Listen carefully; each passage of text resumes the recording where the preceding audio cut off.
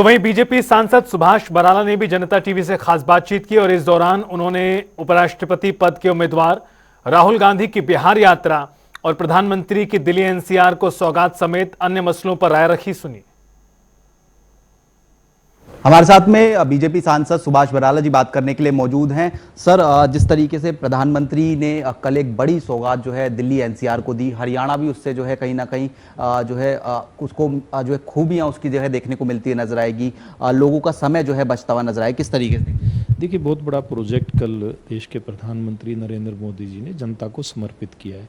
ये केवल दिल्ली की जनता के लिए नहीं, बल्कि हरियाणा और हरियाणा के आसपास लगते, जैसे चाहे वो पंजाब है, हिमाचल है, उत्तर प्रदेश का काफ़ी एक बड़ा हिस्सा है, इन सब प्रदेशों के काम ये कल का, चाहे वो यूआर है, चाहे द्वारका एक्सप्रेसवे का एक्सटेंशन है, ये काम आएगा। और ख़ास करके जो यात्री एयरपोर्ट जाना चाहते हैं उनके लिए तो बहुत बड़ी सौगात है, और बाकी भी दिल्ली के निवासियों के लिए, खास करके जो रिंग रोड है आईएसबीटी से लेकर के और आपका आगे तक ये विकासपुरी, जनकपुरी उधर निकल जाता है, ये सारा जो क्षेत्र है इसके ऊपर जो लोग आधारित थे पहले उस क्षेत्र में जाने के लिए, अब उन सब लोगों को एक अलग से एक किस्म से रिंग रोड की व्यवस्था उनको उपयोग के लिए मिलेगी।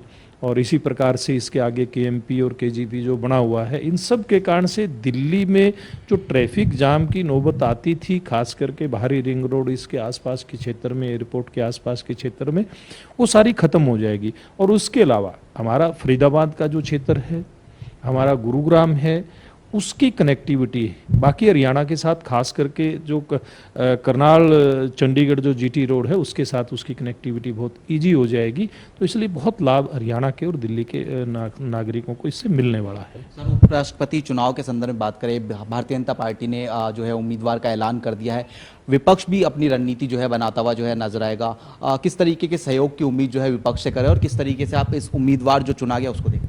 देखिए, भारतीय जनता पार्टी और एनडीए ने उम्मीदवार की घोषणा की है। निश्चित रूप में एक बड़ा नाम और राजनीतिक सूझबूझ और अनुभव रखने वाला नाम घोषित हुआ है, और मैं ये उम्मीद करता हूँ, क्योंकि बहुमत एनडीए के पास है और बहुमत से ज़्यादा ही समर्थन मिलने वाला है, ये मैं दावे के साथ कह सकता हूँ। इसलिए सब लोगों को मिल करके मुझे लगता है कि तथाकथित इंडी जो अलायंस है उसके नेताओं को भी विचार करना चाहिए और सर्वसम्मति से वाइस प्रेसिडेंट का चुनाव करवाना चाहिए। सर, राहुल गांधी बिहार में यात्रा निकाल रहे हैं, वोटर वेरिफिकेशन को लेकर जिस तरीके से कई प्रकार के आरोप उनकी तरफ से लगाए गए, हालांकि इलेक्शन कमीशन तमाम आरोपों को खारिज कर रहा है, राहुल गांधी की इस यात्रा को कैसे देखें? देखिए, राहुल गांधी जी जो खुद में क्षमता नहीं है अपनी पार्टी को खड़ा करने की, चुनाव दर चुनाव हारते जा रहे हैं, वो एक तो लोगों का ध्यान इन विषयों से भटकाने के लिए, और दूसरा अपनी जो इनकी नाकामयाबी है उसको छुपाने के लिए, इन कारणों से मुझे लगता है कि ये जो वोट की जो एक सर्वे चल रहा है, विशेष सर्वे चल रहा है, सघन सर्वे चला हुआ, इसको मुद्दा बनाने का काम कर रहे हैं। ये तो सबके लिए है। अब कहीं देखिए, अब इतने सालों से विशेष कोई वोटर लिस्ट का कोई रिवीजन हुआ नहीं था। अब जो हो रहा है उसमें वो किसी के पक्ष में किसी के खिलाफ नहीं है, बल्कि जो त्रुटियां पूर्व में रही थी उन त्रुटियों को ठीक करने के लिए है।